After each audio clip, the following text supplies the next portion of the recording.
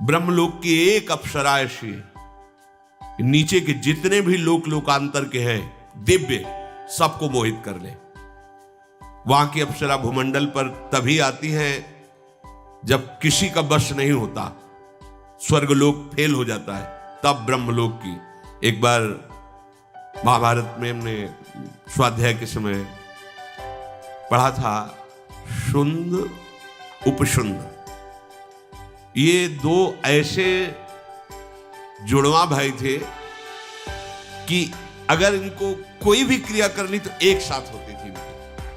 थे अलग अलग ही, अगर एक की ऐसी दृष्टि गई तो उसकी दृष्टि गई, मतलब एक स्वभाव, एकदम एक रुचि, और दोनों ने भारी तपस्या की, भगवान ब्रह्मा जी को प्रसन्न किया और वरदान मांगा कि हम अमर हो जाएं। सबसे ज्यादा इनको दिक्कत मरने की होती है, अमर हो जाएं फिर मनमानी आचरण करें।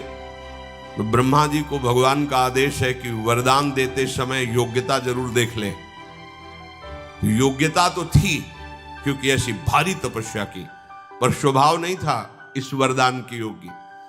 इसलिए भगवान ने कहा अमर तो नहीं कर सकते, तुम बचने के उपाय में जो चाहो मांग लो। यही कहा था हिरण्यकश्यप से भी। तो उसने पूरा वरदान ऐसा मांगा कि ब्रह्मा के पास कुछ रह ही नहीं गया, बस केवल अमरत्व शब्द नहीं था, बल्कि सब था। ऐसे ही उन्होंने विचार किया तो कहा तुम्हारे किसी भी विधान से ना मरूं, अगर मरूं तो मैं भाई भाई से ही मरूं। उन्होंने बिल्कुल ठीक है, बिल्कुल ठीक। और अच्छा उनको ये था कि हमारी दोनों में इतनी प्रीति है कि जो हम पसंद करते वही ये पसंद करते, जो हम चलते। ब्रह्मा जी मुस्कुराए, ये तो बहुत हल्की बात, हाँ ठीक, तथास्तु। और उनको ही विश्वास था कि आज तक हमारे भाइयों में एक वृत्ति का फेर नहीं हुआ दोनों में, तो कैसे हो जाएगा। अब इन्होंने शुरू किया बड़े बड़े ब्रह्म ऋषियों के आश्रमों में आग लगा देना, अत्याचार, राक्षसी स्वभाव। अब ऋषि मुनियों ने ब्रह्मा जी को ध्यान के द्वारा वंदना की, प्रभु आपके द्वारा वरदानी ये कैसा है, देखो आपने क्या इनको वरदान दिया, हमारा श्राप भी काम नहीं करता इनके ऊपर, क्योंकि मरेंगे तो सिर्फ परस्पर। तो अब चाहे जितना बड़ा कोई तपस्वी श्राप देगा तो वो लागू नहीं होगा, जहां भस्म हो जा आगे नहीं लगेगी, क्योंकि वरदान ब्रह्मा जी पूरी सृष्टि की विधाता है। ब्रह्मा जी ने कहा चिंता मत करो, इनकी व्यवस्था हम कर रहे हैं। अपने यहां की एक अप्सरा भेजी जिसका नाम तिलोत्तमा था। अगर एक तिल भर कोई देख ले तो मूर्छित हो जाए, तिल की जगह। स्वर्ग में ऐसी अप्सराएं हैं कि जो ऋषियों के मन में क्षोभ पैदा कर दे। तो भगवान नारायण के जब नर नारायण तपस्या करे तो इंद्र ने भेजा। भगवान ने मुस्कुरा के कहा तुम्हारा नाच गाना हो गया हो तो बैठ लो, फिर चले जाना। सब आश्चर्यचकित हो गए कि नर नारायण के ऊपर भगवान ने इसे खिलवाड़ में अपनी जंगा में ऐसे किया तो उर्वशी जी प्रकट हो गई कि जो काम आया था भगवान को परास्त करने के लिए स्वयं मूर्छित हो गया उर्वशी को देख के। बोले जाओ इसको ले जाओ, स्वर्ग की सर्वश्रेष्ठ अप्सरा, इसके समान कोई नहीं। नारायण भगवान ने प्रकट, जहां उर्वशी का भी काम नहीं चलता वहां ब्रह्मलोक से तो तिलोत्तमा नाम की अप्सरा भेजी और कहा जाओ इन दोनों भाइयों में भेद करा दो। बोले ऐसे गई ऐसे आई, आप चिंता मत करो। तिलोत्तमा जिसका एक तिल देख ले तो वो जहां दोनों भाई बैठे हुए मदिरा आदि का पान करके उन्मत्त हो रहे थे, वहां से गेंद मारी और उनके पास फेंकी। जीव ही देखा भाग पड़े दोनों, एक ने दाया हाथ एक ने बाया हाथ पकड़ा, दोनों की तरफ देख के मुझसे। छोटे ने कहा भैया हाथ छोड़ो, हमने पकड़ा है, तुम्हारी बेटी के समान पवित्र है। उनका धूर्त कहेगा मैंने पहले पकड़ा, तुम्हारी मां के समान, भाभी मां होती है, और अनुज बधू बेटी के समान पवित्र होती है। तिलोत्तमा ने कहा हम तो तुम दोनों को एक ही भाव से देख रही है। बोले ऐसा नहीं हो सकता। तो बोले फिर ये तुम निश्चय करो कि हम किसकी होंगी। वो बड़े ने कहा अभी इसको मारते। अब एक मिनट नहीं लगा, क्योंकि था कि हम दोनों में ही मरे, जे ही प्रहार किया एक मरा। अब वो केवल ऐसे थोड़ी खड़ा रहेगा, उसने जो प्रहार किया था उससे दूसरा मरा। तिलोत्तमा अंतर्धान बोले ब्रह्मा जी बोले काम हो गया। एक क्षण में उस ब्रह्मलोक में जाकर के जो वासना बनी रहती, वहां का सुख भोगते हैं। और अगर वासना टिकी रही तो फिर जन्म होता है एकाएक को पचड़े में। इसीलिए हम कहते हैं राधा राधा राधा, कोई वासना हमें नहीं रोक पाएगी। नामे भक्ता प्रणश्यति, हमारे अंदर की वासनाएं हमें नहीं रोक पाएंगे। हमारी लाडली जो है ना, इसीलिए ध्रुवदास जी ने बहुत विचार पूर्वक ये दोहा लिखा हुआ है। यद्यपि भक्त अनन्य जो विषय इंद्रियन बस होए, कर्मठ कोटि जितेंद्रियन ते समलायन। अगर व्याख्या करके ना समझाए तो आप फंस जाएंगे कि ऐसा कैसे। एक तरफ कह रहे करोड़ों जितेंद्री, एक जितेंद्री नहीं, करोड़ों जितेंद्री, करोड़ों कर्मकांडी साधना परायण श्यामा श्याम के अनन्य भक्ति की बराबरी नहीं कर सकते, जबकि वो जितेंद्री नहीं है। यद्यपि भक्त अनन्य जो विषय इंद्रियन बस होए, तो कर्मठ कोटि जितेंद्रियन ते समला, उनकी समानता नहीं कर। क्यों? उसे साधन का भरोसा है, इनको लाडली का भरोसा है। और लाडली का जिसे भरोसा है, आज तक भरोसा टूटा नहीं, पक्का। ये आश्रय का मार्ग। इसीलिए जब मदाश्रय शब्द आया था तब कहा था समझो इस शब्द को, इसको समझ गए तो जीवन मुक्त होने में देर नहीं।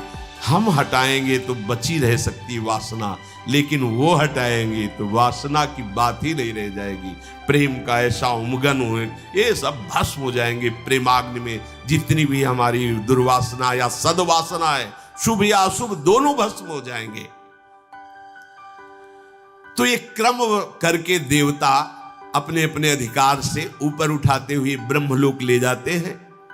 और एक मार्ग है धूमौ रात्रिस्तथा कृष्ण षण्मासा दक्षिणायनम तत्र चांद्रमशम ज्योतिर योगी प्राप्य निवर्तते।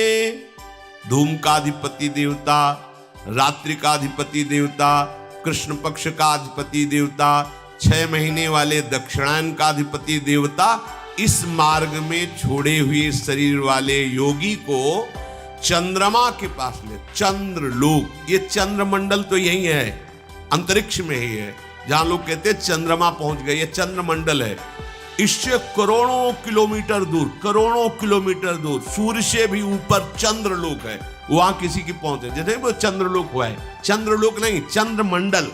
ये है अंतरिक्ष के अंतर्गत, जहां ये सर्च करके वैज्ञानिक जाते हैं। वो चंद्रमंडल है, आभा है। जैसे जल में प्रतिबिंब पड़ता है, ऐसे उस लोक में चंद्रमंडल की आभा है। चंद्रलोक, ये तो सूर्य लोक के भी, बस सूर्य लोक को क्रॉस कर सके ऐसा कोई देहधारी पैदा ही नहीं हुआ। ये जटायु और संपाति, ये भगवान गरुड़ के अंश से ही है, महान तेजस्वी बलवान। जटायु के बड़े भाई संपाति जी कह रहे थे जामवंत और हनुमान जी आदि से, जब पता चला कि जटायु जी का उद्धार हो गया और भगवान श्री राम ने अपने हाथ से अंतिम क्रिया की, तो आंसू आ गए।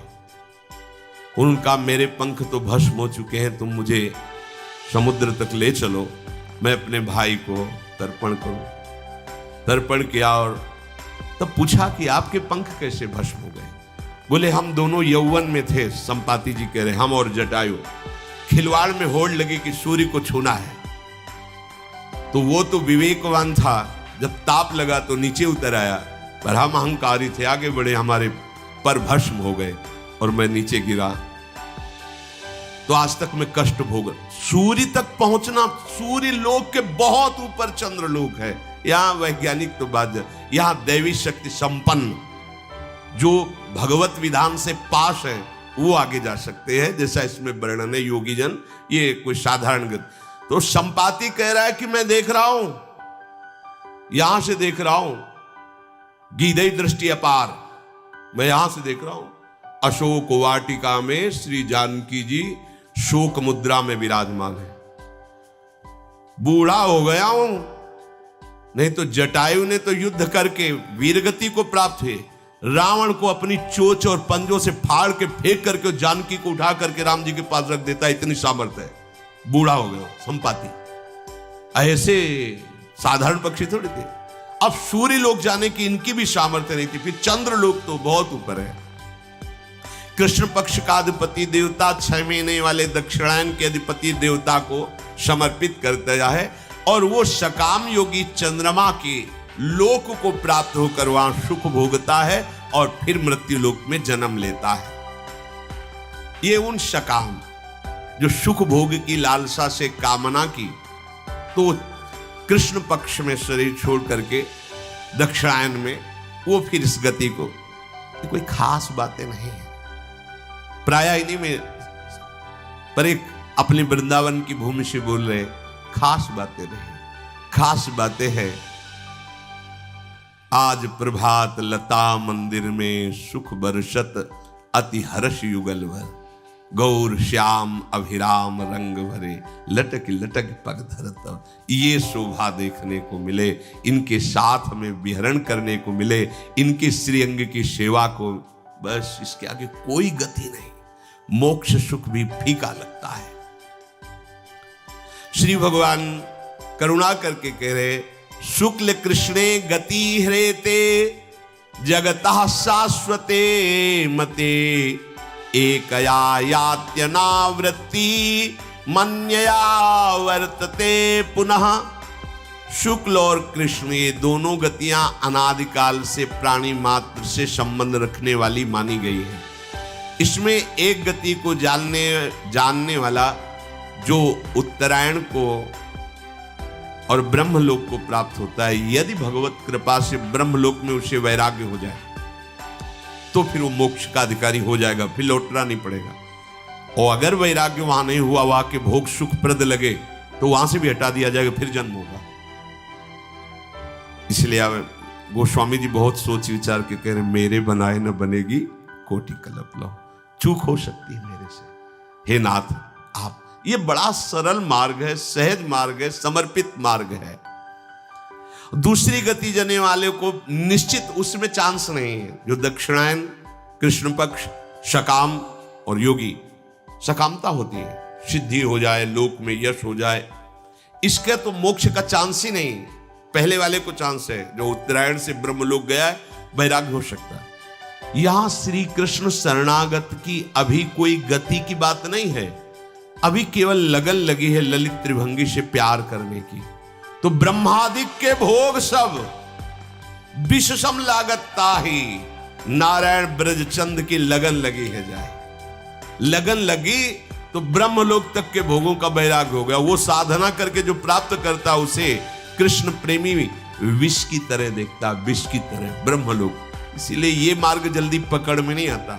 श्री कृष्ण प्रेम का मार्ग जल्दी हाथ में नहीं लगता, असीम कृपा होती है, तब ये बात समझ में आती है। इसीलिए कह रहे बहुत बढ़िया भाग्य खुल गया, मान लीजिए सही मार्ग मिलना कठिन है। ऐसे फंसे एक उपासक आए थे प्रश्न के हित धाम में ध्यान विषय का। तुमने कहा आपका ध्येय क्या है, ध्यान का विषय तब वर्णन करें, आपका ध्येय क्या है, क्योंकि ध्याता, ध्यान और ध्येय, आपका ध्येय क्या है? तो उनका शून्य, आंख मूंदते शून्य की भावना करते। तो हमें लगता है इसकी भावना करने की जरूरत ही नहीं है, अंधकारे अंधकार तो है, तो मान लो शून्य ही है। अरे ध्यान करो राधा नाम का तो तुम्हारा काम बन जाएगा, ध्यान करो श्री जी के गोरे चरणारविंद का। एक उपासक मिले, हम तुम्हारा क्या ध्येय है? तो उनका ज्योति, जैसे दीपक की लो ऐसे हम ध्यान, आंख मूंदने की जाए, इतनी बड़ी ज्योति स्वरूप तेजो राशि भगवान भुवन भास्कर चमक रहे, मिला लो आंख, इससे बड़ी ज्योति क्या है? अरे काहे को समय नष्ट कर रहे हो? अगर आपको ध्यान रखना है, ध्यान करना है, तो यत् पाद पद्म नख चंद्र मणि छटाया विस्फूर्जितम किमपि गोप वधु स्वदर्शी पूर्णानुराग रस सागर सार मूर्ति। पूर्ण अनुराग रस सागर की सार मूर्ति लाडली के गोरे चरणारविंद की नख चंद्र छटा का ध्यान करो। जिस छटा के प्रभाव से गोपी प्रेम की ध्वजा बन गई, वो तुम्हारे हृदय में प्रेम समुद्र उड़ेल देंगे। ध्यान का विषय यह है। सही मार्ग मिलना कठिन, पूरा जीवन व्यतीत हो जाता है, मार्ग ही नहीं मिलता तो लक्ष्य की तो बात जाने दो। एक यात्यनावृत्ति मन्य या वर्तते पुनः। शुक्ल मार्ग से उत्तरायण में साधन परायण साधक जो निष्काम भाव से किए वो ब्रह्मलोक में पहुंच, और ब्रह्मलोक में उनके अंदर वासना अगर बची है तो जागृत हो जाती वहां के भोग देख करके। वहां से वैराग्य हो तब मोक्ष पद का अधिकारी।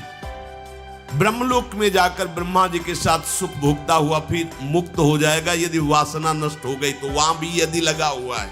इसीलिए महापुरुषों ने खुल के कह दिया, आ ब्रह्म स्तंभ पर्यंतम सर्वम मायामयम जगत सत्यम सत्यम पुनः सत्यम हरे नाम केवलम। जप नाम जप। पर आश्चर्य होता है, नाम में प्रीति नहीं हो सकती और दुनिया का प्रपंच याद है, दुनिया के शास्त्र याद है, नाम में नहीं, नाम निष्ठा नहीं। वाणी खुलने के पहले निकलना चाहिए आराध्य देव का नाम, राधा राधा राधा। फिर बात करो, फिर बीच में बोलो राधा राधा, फिर विश्राम करो राधा, तुम्हारी बात बन गई।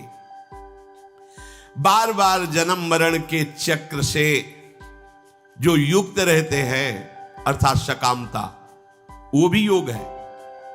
ये उन विषयी पुरुषों की बात नहीं करते जो अधर्म के, वो उनके लिए तो दुर्गति है। ये सदगति की बात कर रहे हैं जो धर्म से चलते हैं, शास्त्र सम्मत गृहस्थ का पालन करते हैं, पर कामनाएं हैं भोगों की, उनको ये दक्षिणायन वाला मार्ग मिलता है, फिर उनका जन्म होता है। पर ये जिनकी दुर्गति हो रही उससे करोड़ों गुना बढ़ करके है ये। नैते श्रुति पार्थ जानन्य योगी मुरिहति कश्चन। बहुत बढ़िया। तस्मात् सर्वेषु कालेषु योग युक्तो भवार्जुन। हे अर्जुन, इन दोनों मार्गों को जानने वाला कोई भी योगी मोहित नहीं होता। समझ रहे हो भगवान इशारे में क्या बता रहे हैं? जो इन दोनों मार्गों को जान गया वो इन दोनों से मतलब नहीं रखेगा। भैया ब्रह्मलोक गए और कहीं चकाचौंध में फंस गए तो फिर गड़बड़ हो गया। तो ब्रह्मलोक हम जाएंगे, कोई ब्रह्मा जी से हम पे परिचय थोड़ी बढ़ाना है। हमें तो जिसने ब्रह्मा को भी बनाया उससे परिचय बनाना है, हमें क्यों जाना है ब्रह्मलोक?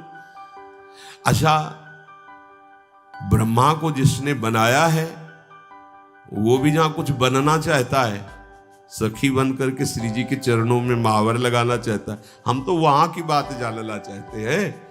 हमें तो भगवान के बैकुंठ धाम से भी प्रणाम नमस्कार, वहां का भी हमें परिचय नहीं चाहिए। हमें तो अपने श्री स्वामिनी जी के नौनिवृत्त निकुंज का परिचय चाहिए। भाव समझे? भगवान इशारे से कह रहे इन दोनों मार्गों को जो जानता है वो मोहित नहीं होता सीधे। क्योंकि पहला इन मार्गों के वर्णन करने के पहले कहा था कि वो महान परम पुरुष परमात्मा सारे जगत को व्याप्त है, उसको अनन्य भक्ति के द्वारा प्राप्त किया जाता है। तस्मात् सर्वेषु कालेषु योग युक्तो भवार्जुन। इसलिए हर समय योग में युक्त रहे। यहां किस योग की बात कह रहे भगवान? अष्टांग योग, लय योग, हठ योग नहीं। तस्मात् सर्वेषु कालेषु माम निस्मर वाले योग की। जो सतत भजन करता है, तेषाम सतत युक्तानाम भजताम प्रीति पूर्वकम ददामि बुद्धि योगम तम। इस योग की बात कर रहे हैं। हमारा मन और बुद्धि प्रियालाल में समर्पित हो गया। इस योग के बराबर कोई योग नहीं। इतने मार्ग हैं, इतनी सिद्धांत है कि बता रहे टेबलेट जेब में रखना पड़ेगा, सर दर्द हो जाएगा आपको।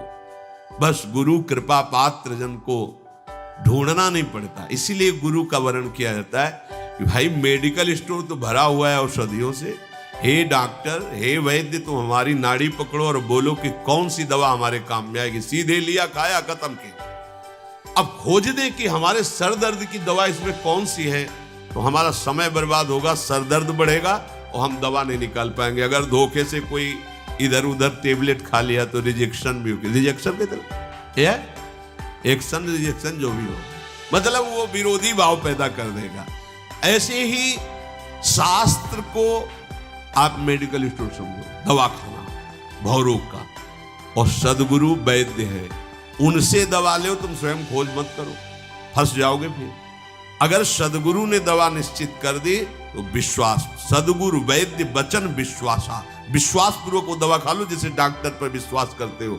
और संयम परहेज, जो विरोधी भाव, विरोधी संग, विरोधी विषय, उनकी आशा मत रखो, उनका संग मत करो तो निकल जाओगे। जिसका ऐसा दृढ़ निश्चय है कि केवल मुझे भगवत प्राप्ति करनी है, उसे कोई भी देश काल परिस्थिति कभी भी कहीं भी विचलित नहीं कर सकती।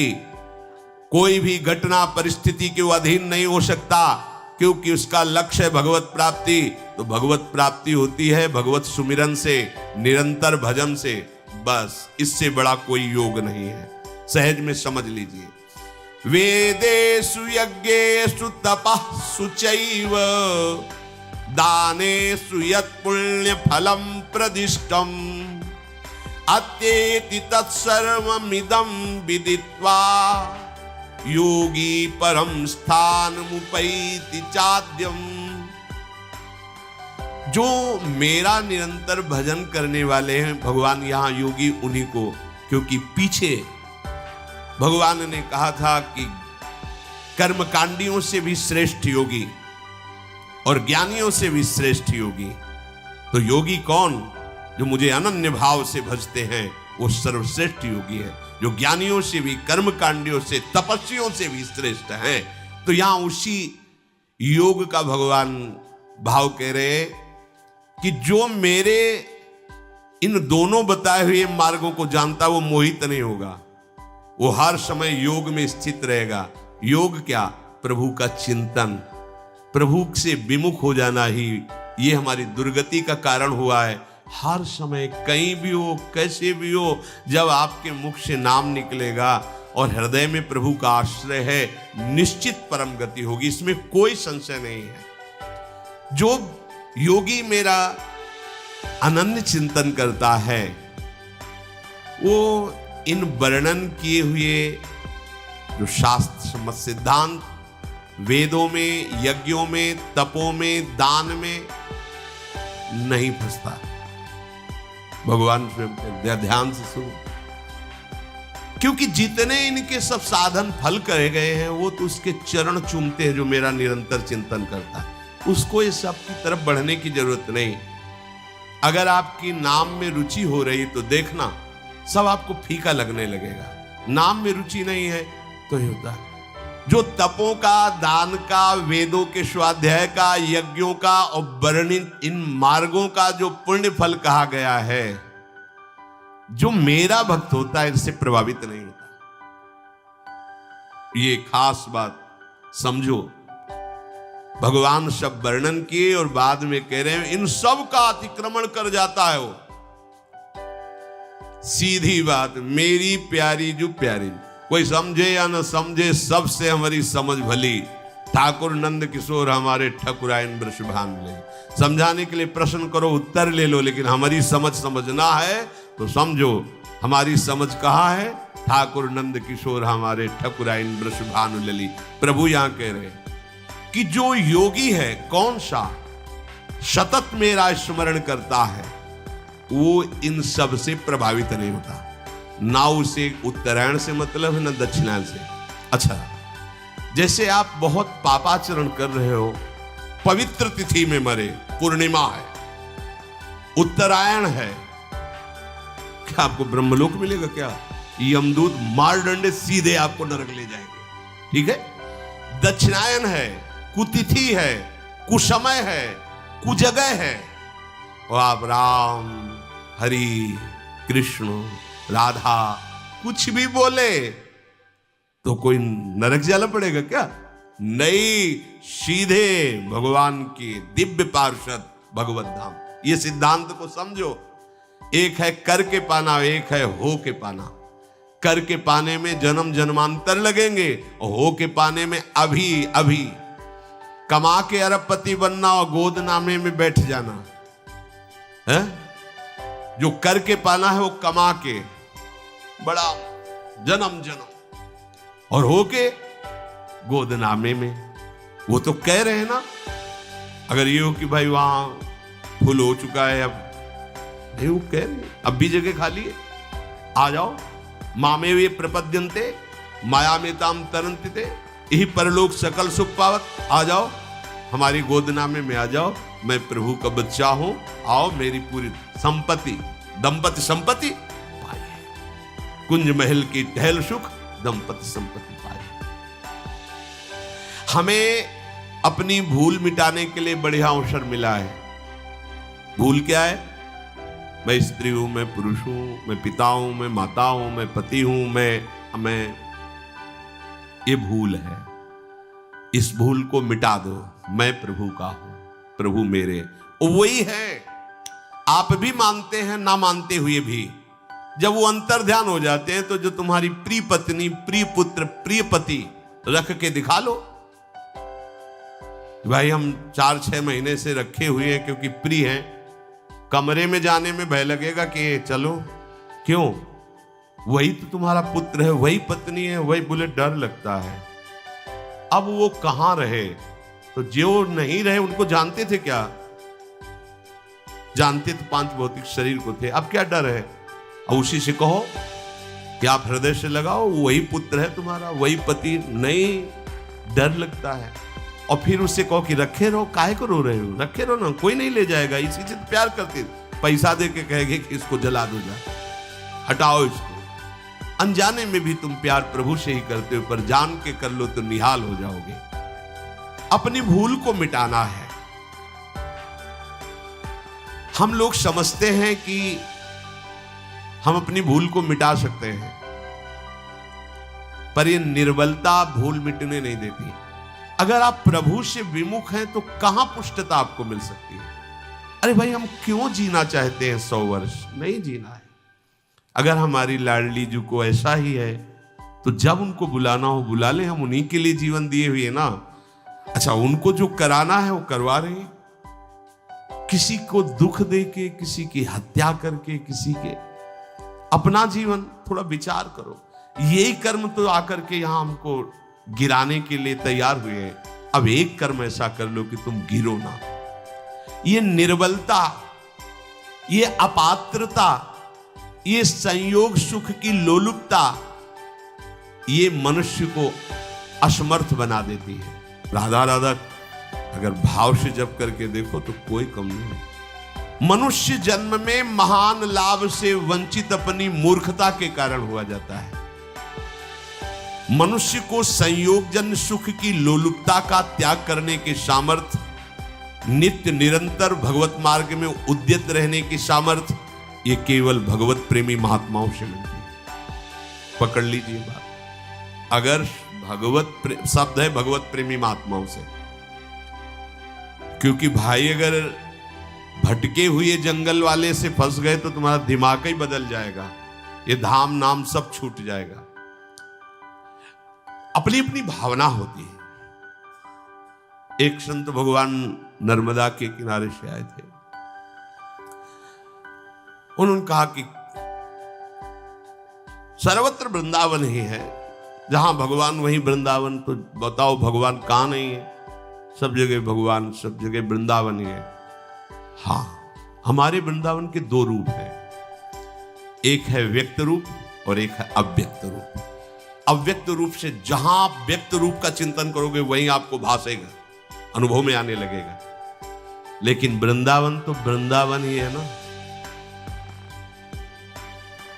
कोई त्रिभुवन में जगह बताओ जहां ललित त्रिभंगी बिहारी जी मूर्तिमान होकर के विराजमान हो। ये किसी कारीगर की रचना नहीं, स्वयं प्रियालाल श्यामा श्याम स्वामी हरिदास जी के प्रेम से ये युगल रूप एक वपु धारण कर बांके बिहारी के, ये प्रिया प्रीतम साक्षात कहना भी एक लघुता सी लगती है। प्रिया प्रीतम, ये कारीगर की रचना नहीं की।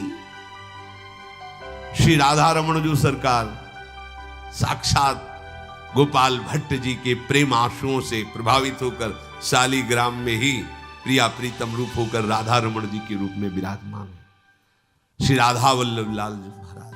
और ऐसे कितने ठाकुर वृंदावन में, घर घर ठाकुर वृंदावन में। एक संत जहां रहता है उस देश की, उस क्षेत्र की महिमा हो जाती है। यहां तो घर घर संत है। जैसे एक परिवार में 10 लोग रहते हैं, ऐसे एक कुटिया में 10 संत रहते हैं। यहां संतों का एक खेत है। एक जगह भागवत होती है तो वहां मंगल और पवित्रता छा जाती है, घर घर भागवत हो रही है। एक जगह अखंड कीर्तन, या घर घर अखंड कीर्तन है। कैसे कोई वृंदावन की समानता कोई कर सकता है? भाव से तो वृंदावन सिर्फ वृंदावन।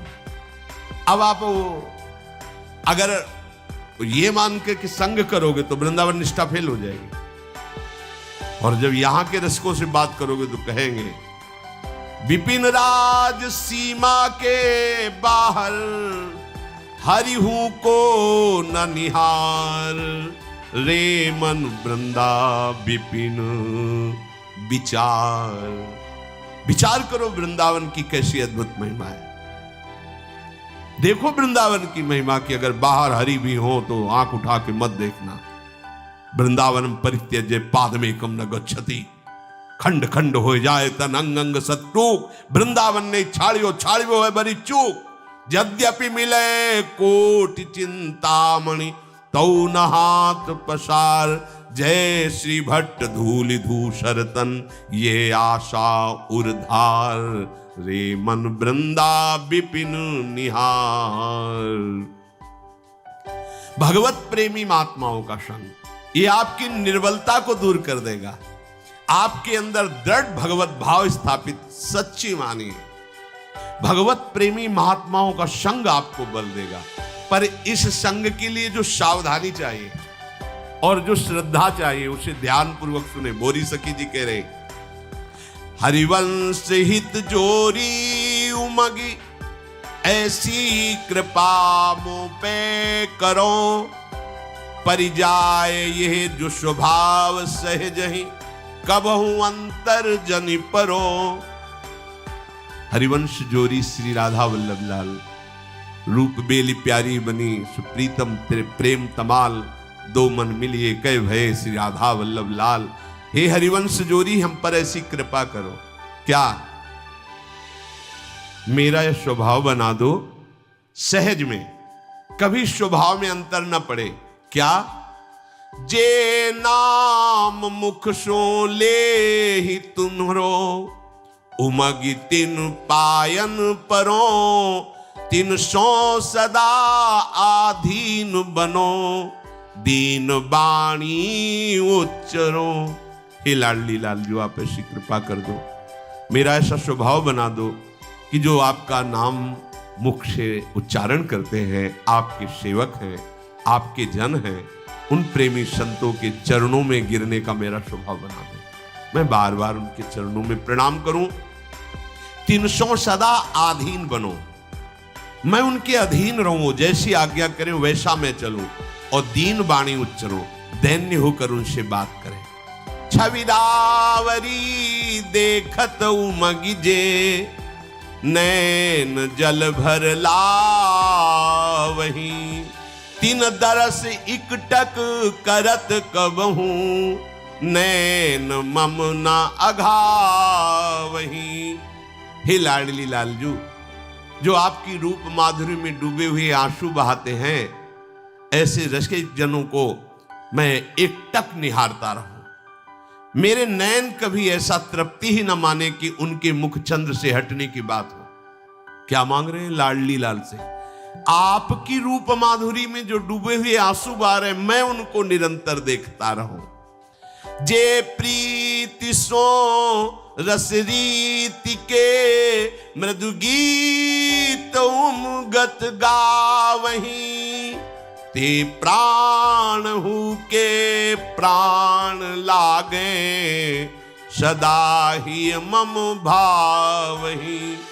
जो प्रेम से आपकी रसरीति के लीला जस का गान करते हैं, वो हमें प्राणों से भी अधिक प्यारे लगे। सदा मेरा हृदय भाव भर करके उनको ऐसे देखे जैसे कोई आसक्त पुरुष। मेरे प्राण समर्पित हो जाए आपके प्रेमियों में।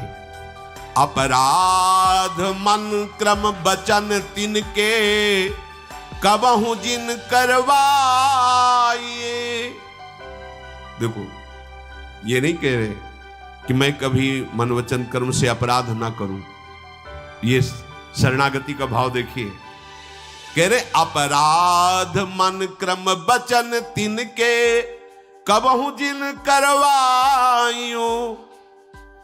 ये सूक्ष्म विषय है। देखो हम समर्पित है, मांग हो रही है, पर क्या कह रहे हैं? मैं अपराध करने की बात नहीं कह रहे, कह रहे आप ऐसा कभी मत करना कि मन वचन कर्म से कभी अपने प्रेमी जनों का अपराध करवा दो। ये बहुत सूक्ष्म बात है। मतलब हमें क्या देखना है?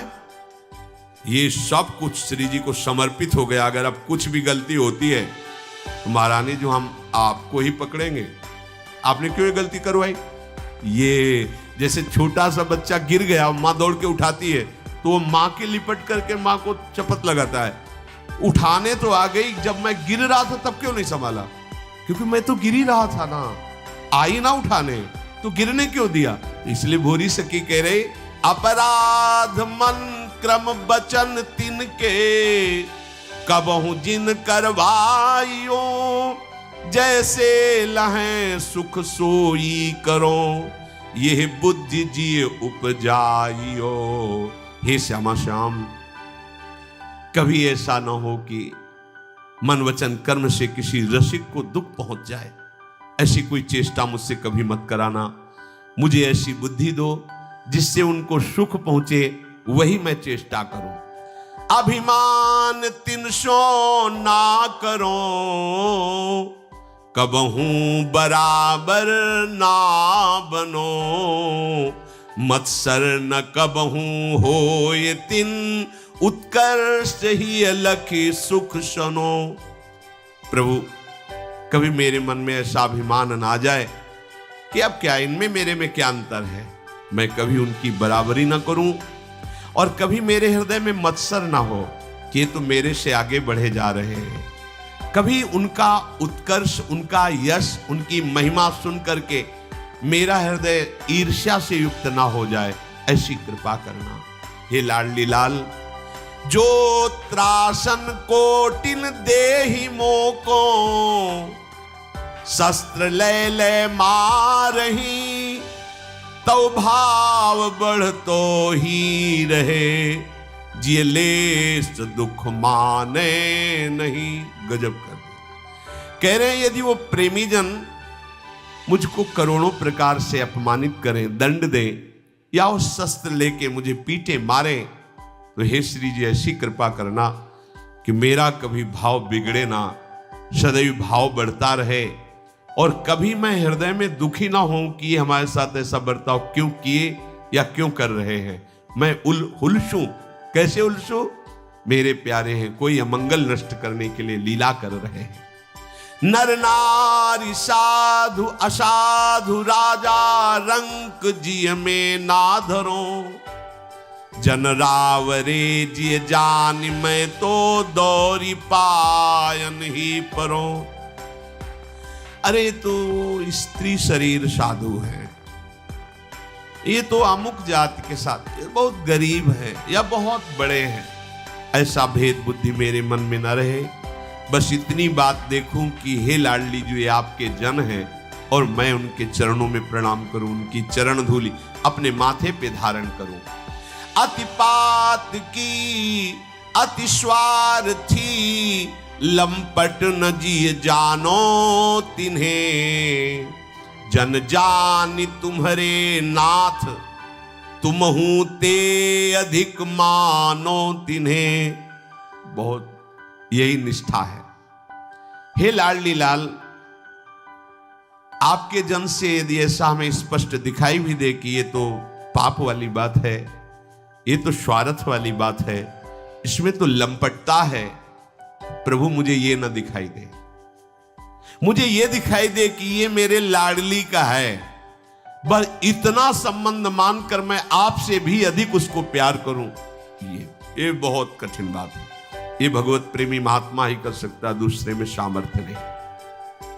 मोशो सदा सुख ही लहें मुँह पे कृपा नित ही करे। यह बीनती साची करो मेरी नवे सुधि बीसरे। मेरे ऐसे आचरण हो कि उनको सदा सुख मिले और मुझे वो दुलार करते रहे। मेरी विनती है श्यामा श्याम कि वो कभी मुझे ऐसा भूल न जाए कि मेरा नहीं है, वो मेरा है ऐसी स्मृति करते रहे।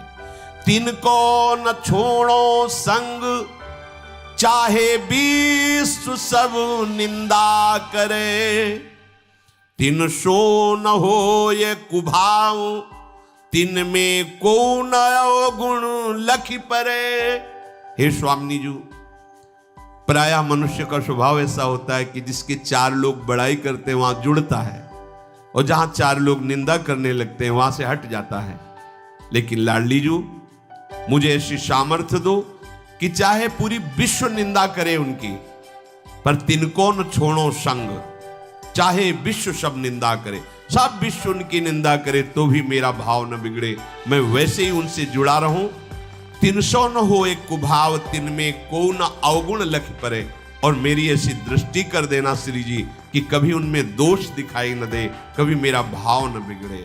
जो लो जियो तिन संग रही, तिन की कृपा अनुभव करो।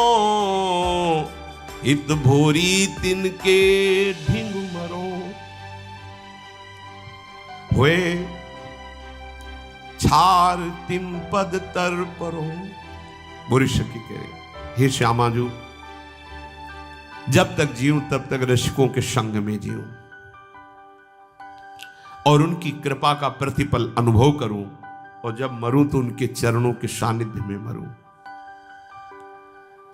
और मेरा शरीर वृंदावन की रज में रज बनकर मिल जाए, बस इतनी ही मांग है।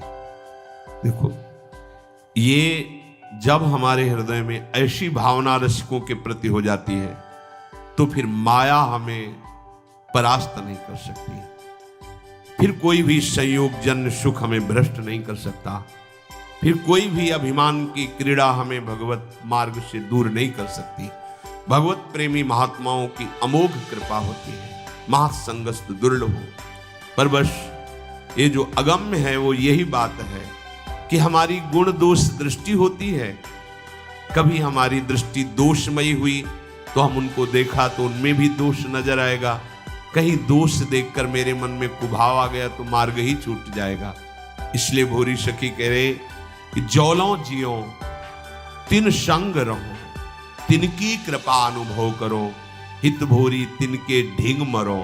आह, कैसा सौभाग्य होगा जब रसिक जन सब घेरे हुए प्रियालाल का जस गा रहे होंगे और उनके चरणों के समीप पड़े, उनके दर्शन करते हुए जस सुनते हुए श्री जी के पास जा रहे हैं।